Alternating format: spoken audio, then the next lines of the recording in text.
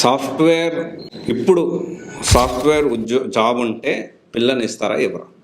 So చాలా most interesting topic ఇది. So అయితే రీసెంట్గా దీనికి సంబంధించిన ఒక డిస్కషన్ అనేది మా ఫ్యామిలీలో కానీ బయట కానీ మా ఫ్రెండ్స్ కానీ నాకు తెలిసిన కొంతమంది ఎవరైతే ఇండస్ట్రీలో ఉన్నారో మా ఫ్రెండ్స్ డిస్కస్ చేసేటప్పుడు ఈ టాపిక్ వచ్చింది. సో ఈ టాపిక్ మనం ఎందుకు మన వాళ్ళందరికీ చెప్పకూడదు అనే కాన్సెప్ట్ తోటి నేను ఈ వీడియో చేస్తున్నాను. సాఫ్ట్వేర్ జాబ్ అని జనరల్గా ఏంటి అంటే సాఫ్ట్వేర్ జాబ్ వాళ్ళు పిల్లలు జనరల్గా ఇంతకుముందు ఎలా ఉండేదంటే, సో మనం ఎక్కువగా మన ఇండియా అనేది వ్యవసాయ ఆధారిత దేశం. సో మనం రైతే వెన్నుముక అని మాట్లాడుతూ ఉంటాం. నిజంగానే ఒకప్పుడు మొత్తం ఎంటైర్ ఇండియా మొత్తం కంట్రీ దేశం కూడా మనం వ్యవసాయం మీద డిపెండ్ అయ్యి మన పంట మనం ఎవరికి వాడే బిజినెస్ మ్యాన్ అనమాట, ఎవరికి వాడే బిజినెస్ మ్యాను. సో అప్పుడు ఏంటి, నీకు ఎన్ని ఎకరాల పొలం ఉంది, నువ్వు ఏం సాగు చేస్తావు, దాన్ని బట్టి నీకు పిల్లనిచ్చేవారు. దాన్ని బట్టి నీ లైఫ్ డిసైడ్ అవుతుంది. కాబట్టి నిన్ను నమ్మి ఓకే సేఫ్గా ఉంటుంది అంటే ఎక్కువ ఇబ్బంది పడకుండా ఉంటుంది అని చెప్పి ఇచ్చేవాళ్ళు. ఆ తర్వాత ఏంటి, పొలం ఉంది అంటే ఆ పొలం ఉందా, వ్యవసాయం పని చేయాల్సి వస్తుందేమో అనే పరిస్థితుల్లో సో ఈ బఫెలోస్ ఉన్నాయి, లేకపోతే ఇంకోటి కౌస్ ఉన్నాయి, ఇలాగ వాటికి ఏంటి అంటే ఇవ్వకూడదు అనే దగ్గర వచ్చింది కొంతవరకు. అందరూ అలా లేరులేండి. అండ్ మెల్లగా మారుతూ సో ఒకసారి బాగా మనందరికి తెలుసు డొక్కల కరువు అనేది ఒకసారి వచ్చింది. మన ఒంగోలు దగ్గర ఈ మచిలీపట్నం మన ఎగ్జాంపుల్ మన దగ్గర ఇక్కడే మాట్లాడుకుంటే డొక్కల కరువు ఒంగోలు గుంటూరు మధ్యలో రోడ్డు మీద ఈ తిండి లేక అట్లా అంటే అంత కరువు వచ్చి ఆ డొక్కలు కనిపించేలాగా మనుషులు పడి చనిపోయేవాళ్ళు అనమాట. మనుషులు పడి తిండి లేక చనిపోయేవాళ్ళు.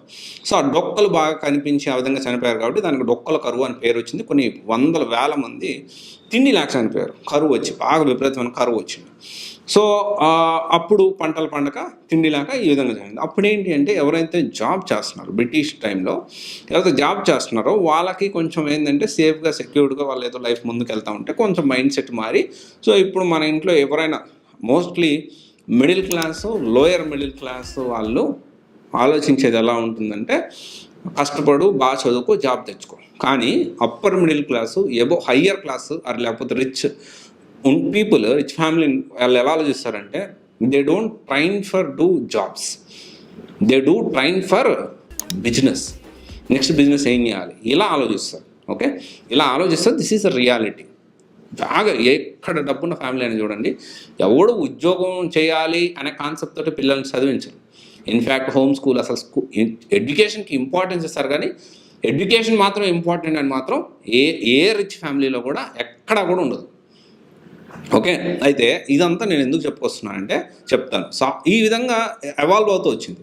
ఎవాల్వ్ అవుతూ గవర్నమెంట్ జాబ్ ఉంటే బాగా మంచిగా కొంచెం హై ప్రయారిటీ తోటి వాడు వాళ్ళు ఎలాగున్నా కానీ అంటే లుక్స్ పరంగా లేకపోతే ఇంకేమైనా డిఫెక్ట్స్ ఉన్నా కానీ కొంచెం ప్రయారిటీ ఇచ్చి పెళ్ళిళ్ళు పిల్లనిచ్చేవారు. అండ్ ఆ వేరే వాళ్ళు కూడా పెళ్ళిళ్ళు అయ్యే కాదనట్లేదు, ఇది కొంతమంది సంగతి. అందరి గురించి అందరూ ఎలా ఉంటారని కాదు చెప్తున్నాను నేను. అండ్ ఇదే ఎవాల్వ్ అవుతూ సాఫ్ట్వేర్ జాబ్ ఉంటేనే పిల్లనిస్తాం.